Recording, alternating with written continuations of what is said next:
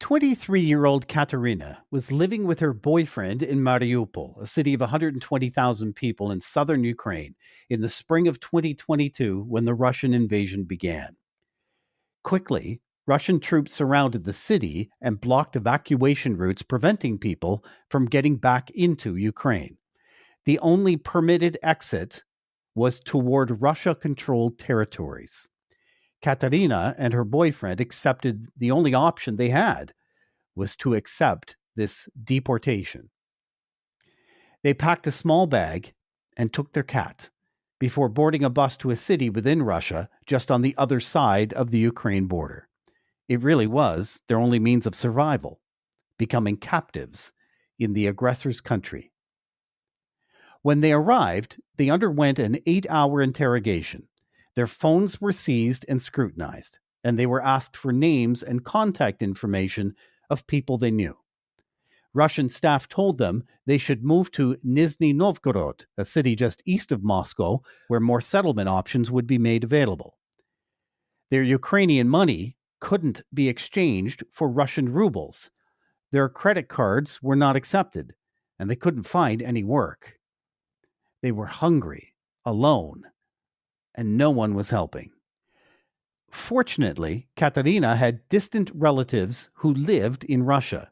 She was able to contact them, and they provided her with enough money to reach the Estonian border, where once again they were interrogated by Russian officials, but allowed to cross into EU territory.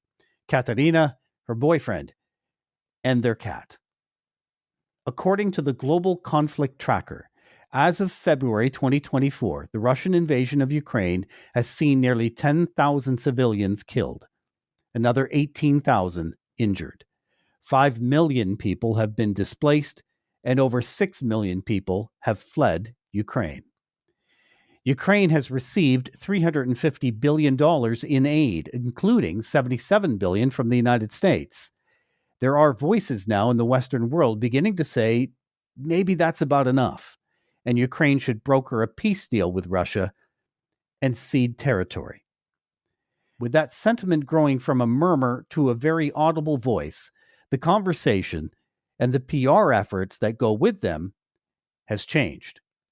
This episode isn't about the conflict, but the intricate web of human communication that has spawned. Today on Stories and Strategies, the Ukrainian PR Army.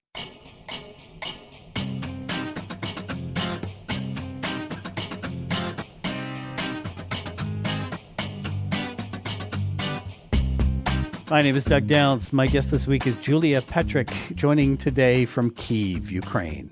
Hi, Julia. Hi, Doug. Happy to be here. And how are things in Kyiv tonight? It's more or less safe right now, as we don't have air raid attack. But from time to time, we hear air raid alarm, and it can become dangerous. So we need to think about the nearest shelter. Or if you are on the way, you need to figure out how to get home, or whether to take some break on your journey and find the nearest shelter and go back when it's over. And does it become normal at any point for you? Like, we have a tendency to normalize things as humans. Do you just accept that as part of your day, your night?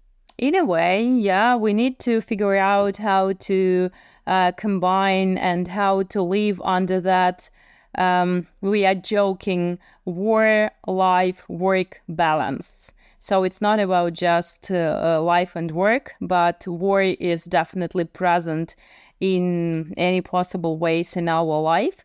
So it's becoming kind of normal, but I'm always saying that the world normalized something that just can't be normalized. Cannot be. Yeah. Cannot. So, Julia, just quickly touching on your comms background, you have more than 10 years experience in digital PR and media relations. You help Ukrainian tech startups get global coverage, and you co-founded the Ukrainian PR Army to fight on the information front and keep Ukraine in the spotlight of international media. You have been recognized as a Future is Female award winner and one of the top 25 PR innovators by our friends at Provoke Media. Julia, the latest battle in this horrid war is a public relations battle. There are political members in the United States, Britain, and Canada, mostly on the conservative side in each country, all showing waning support for additional funding to Ukraine. There was one Ipsos poll in Canada in February saying about 30% of Canadians now think Ukraine should broker an agreement with Russia and cede territory, give up territory in that agreement. The narrative in the Western public view is shifting. This is a big reason for the PR army. Not only for the PR army, but for the whole country. And unfortunately, when we talk about seizing territories, we are not talking about acres, miles of the land. We are talking about people. We are talking about someone's lives, someone's past, someone's destiny in some way. You know, in this war, I've lost the nearest place to my heart, my grandparents' house near Bakhmut. And of course, it can't be compared to the losses of human lives, but I can't imagine I can't explain how difficult it is and deprivating to get deprived of what was so precious to my heart. This is the place when I got the first bike ride, the first lake swim. My first kiss was near that house, and it's level to the ground. No pictures, no memories, nothing, no legacy from my grandparents. And this is not a question of some piece of land. It's much more than that. And when we say about seizing territories, we are talking about seizing someone's life. We are talking about trading someone's lives. And as you know, the invasion was unprovoked. It was not in any possible civilized way justified. So it's impossible for the aggressor to be given what they expect to be given. So it's the question of the border of the line where the aggressor is stopped, because he won't stop there. Tomorrow it will be a second anniversary of the full-scale invasion, and soon it will be 10th anniversary of the Crimea annexation. So it's not a matter of some territories that Putin claims to be historically Russian. It's not the matter of some historic justice, as he puts it. It's a matter where he will be stopped, because otherwise he will go farther. The role of public relations here and founding the PR army. Why is that so important?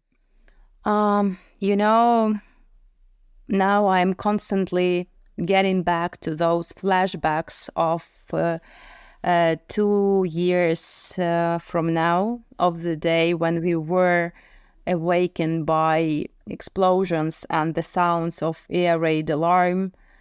And that day changed our lives forever. No Ukrainian is having the life as it was before the invasion.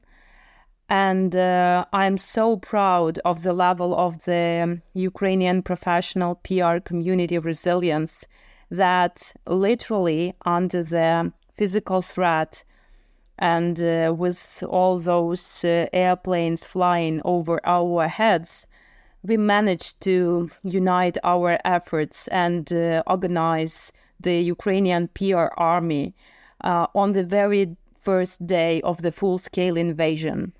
We were completely driven by enthusiasm and adrenaline to contribute somehow to our victory and to contribute to something that would be beneficial for our country. That's why on that very day, on the 24th of February in 2022, we united our efforts. We created a chat when we helped international media to get access to eyewitnesses, to volunteers, to military, to authorities.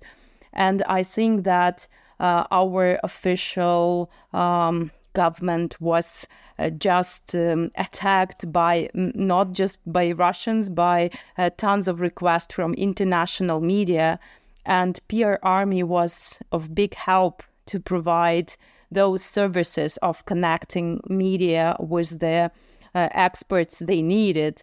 And after that, we've been operating for 2 years already. We didn't stop for a day, as we know that we are still far from victory and we are still necessary for our country. And I guess this is like unprecedented case of the professional community being united for the big, impactful and meaningful goal. And we have really amazing cases when, thanks to some coverage by the PR Army, we managed to release people from Russian captivity. They are like civilians, some activists, volunteers, and they were captivated by the Russian army when, by the way, they occupied some territories. And we are so happy that we are capable to deliver some messages and we are capable to save someone's lives and dignity. And when someone asks themselves in the profession whether I'm doing some meaningful job, whether I do something that the society needs, we don't have those questions in the PR Army. We understand pretty well how every effort in our everyday activity can be really a matter of someone's life or someone's health or someone's dignity. And we are super proud to be a part of the PR Army as a professional organization to deal with Ukrainian narratives and spreading truth about the events in Ukraine and amplifying Ukrainian voices in the international media.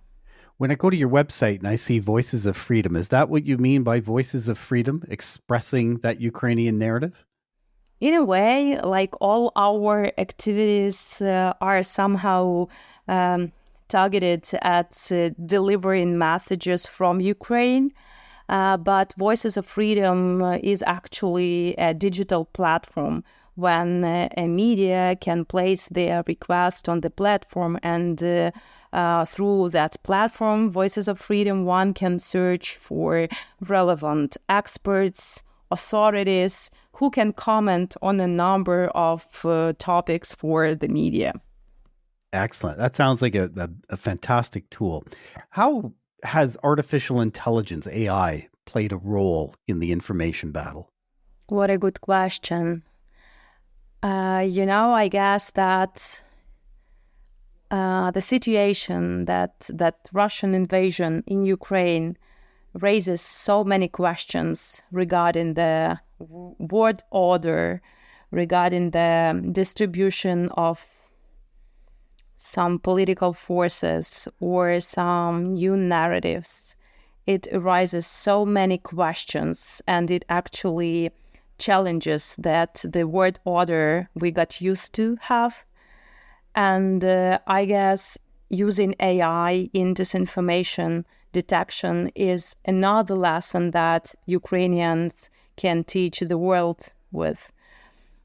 So there are a number of tools that appeared after the full-scale invasion as a response to massive information attacks by Russia. And I can name a few like Let's Data and Osavul, which work on the disinformation detection in the information sphere. And it is done with the help of AI. It's properly trained. Unluckily, we have so many examples for AI detection as Russia keeps spreading disinformation and false narratives. So it's very easy for the AI model to be trained.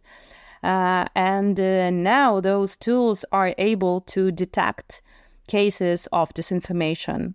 Let's say the recent narrative that the Russian side have been distributing refers to that insect farming. It's a sustainable way of doing farming, like growing insects and using them for multiple purposes. But Russia puts it as if the whole Europe is starving, that they start eating insects. And there was like absurd messages in different social media about that insect farming, but they call it that way. They say that Europeans are starving without Russian gas and Russian resources. That's why now you can find worms and bugs in every sausage. So be aware and look on the labels on the sausage cautiously, as you may find it among the listed ingredients that are containing in some sort of food. We understand that it's absurd, but a friend of mine said that her mom, who absorbs and consumes all the news in Russian, she was seeing her in Latvia. She came to see her and her granddaughter, and she said that you won't believe it, but she was inspecting sausage and looking for insect ingredients in the sausage because her mom was a victim of that disinformation. She read it and she believed that it's true. And unfortunately, Russia plays a big role in demonizing, in some way, European and American societies, just to show how they are dependent on Russian resources and how liberal they are and how bad it is for the future of the humankind. So AI has a great role in terms of detecting those cases of disinformation. And I believe this is the time for international governments to think about policies, practices, how to adopt AI and to automate the process of disinformation detection. As you may have heard that the International Forum in Davos detected misinformation and disinformation among the biggest threats in the coming 2 years, and they are detected as the main threat for the humankind. So we are here to stress on the importance of that detection and actually prevention. It's not a matter of debunking something. It's much more productive to pre-bunk something. So think about it. So pre-bunking instead of debunking, and usually it takes less efforts to prevent something rather than to quench what is already started. What have been the most successful channels for you of communication, and which are the channels least successful is not the right term, but which are the toughest? I would imagine television news. You mentioned the one um, lady who gets her news and information. She consumes it in Russian.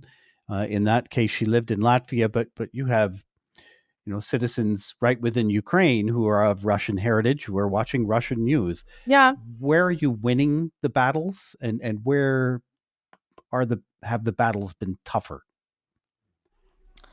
I guess I wouldn't stick to one of the channels. I wouldn't distinguish even 2-3 leading channels.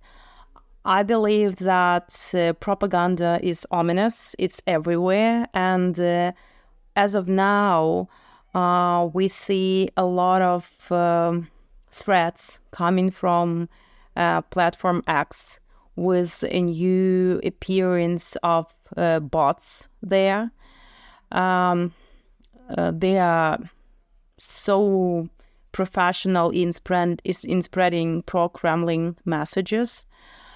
Social media, such as Telegram channels, are also a big threat for false narratives. I mean, a big field for spreading false narratives.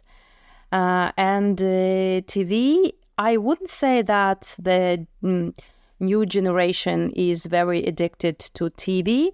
So even Russia, when they tried to occupy new territories of Ukraine, they would hit some TV towers for the first time. But Ukrainians consume more news on social media. That's why it was not a winning strategy. But overall, I believe that Russian propaganda is so deeply rooted that sometimes it doesn't refer only to the contemporary events. Sometimes it's deeply rooted in history. For example, the recent interview with Putin for Fox News shows that he is totally lost in his imperialistic views on the history, and he is completely wrong on a number of messages about the Ukrainian origin, about denial of Ukraine as a state.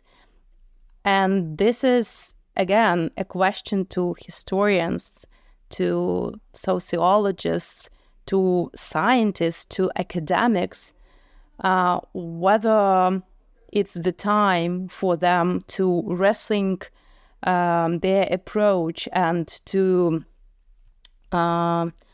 study the background of Ukraine as well as Russia, because for a while Ukraine was not identified as a separate state, and it's a big question of self-identification and of Ukrainian identity as it is. That's why I believe this is a big question for the academics as well. Not having to deal with the contemporary disinformation, but the one which was spread in historic books as well. Julia, last question. I'm a big believer with communications. It's just not enough for us to be informed. Great if you're informed, but it has to be a call to action. What can our listeners do? I would start with the first step. Go and find Ukrainian PR Army on social media, and feel free to outreach and ask for fill out. You can reach out to social media channels of the PR Army and ask which help is needed.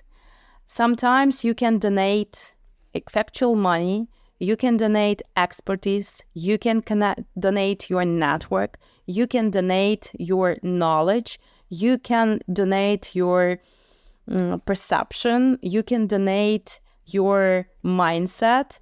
And we are very open to get connected with the professional communications communities all over the world to amplify the messages and to amplify the narratives that we are spreading. Unfortunately, we do witness media fatigue in the world. And for someone, it's just a part of the agenda. But for us, it's a matter of our existence.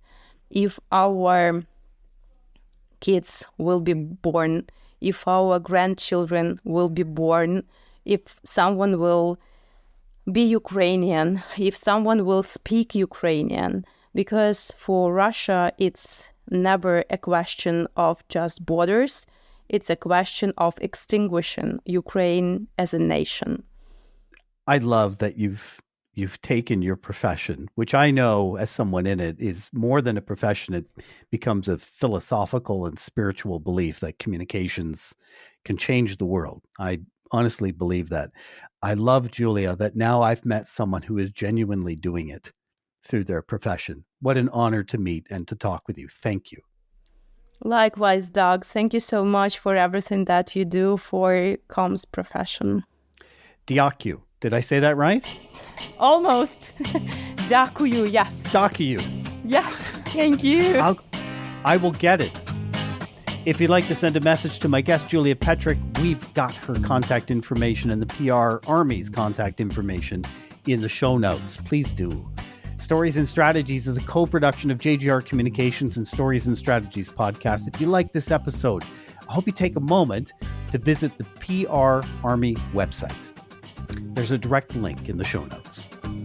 Thanks for listening.